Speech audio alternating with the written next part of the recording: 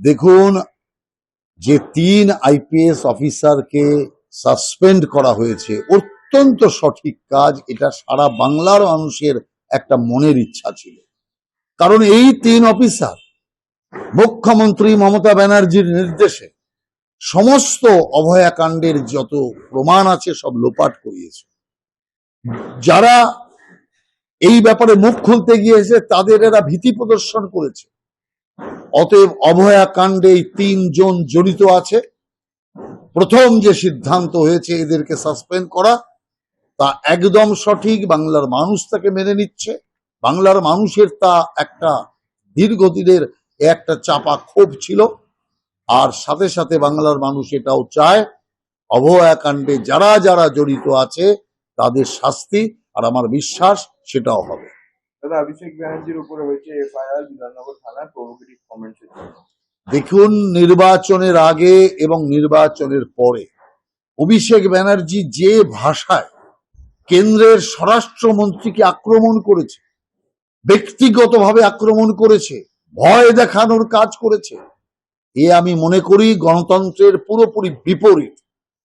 ইলেকশনে হেরে গিয়ে মাথা খারাপ হয়ে থাকলে ঘরে বসে চিৎকার করুক না, নিজের ঘরে বসে নিজে চিৎকার করুক, বাইরে এসে পরিবেশ নষ্ট করবে কেন? অতএব অভিষেক ব্যানার্জির বিরুদ্ধে যে এফআইআর হয়েছে তা সঙ্গত, এবং সারা বাংলার মানুষ চায় এর আইনগত বিচার হোক, কারণ এই জাতীয় ভাষাকে, এই জাতীয় হুমকিকে কেউ সহ্য করবে না। দাদা, মুখ্যমন্ত্রীর নির্দেশের পরেও জুম্মাবারে আমরা দেখলাম রাজাবাজারে নামাজ পড়তে গিয়ে রাস্তায় বসে পড়েন অনেকজন। দেখুন, আগে তো নামাজ মসজিদের মধ্যেই হতো, রাস্তায় তো হতো না। ধীরে ধীরে সিপিএম আর তৃণমূল কংগ্রেসের সমস্ত সহযোগিতায় বা উস্কানিতে বলবো, ধীরে ধীরে নামাজ চলে এসছে রাস্তায়। চারিদিকে রাস্তা বন্ধ করে নামাজ চলছে। রাস্তা গাড়ি ঘোড়া যাওয়ার জন্য, রাস্তা মানুষ চলাচল করার জন্য, ধর্মীয় আচার আচরণ পালন করার জন্য নয়। হ্যাঁ, বিশেষ কোনো দিন হয়, বিশেষ কোনো উৎসব হয়, সেই সময় রাস্তায় ধর্মীয় আচার আচরণ হতে পারে, কিন্তু প্রত্যেক দিন, প্রত্যেক শুক্রবার রাস্তা দখল করে সমস্ত যানকে আটকে দিয়ে কলকাতা এবং সারা বাংলার গতিকে নষ্ট করে দিয়ে নামাজ পড়ার কাজ চলবে, এটা হতে পারে না।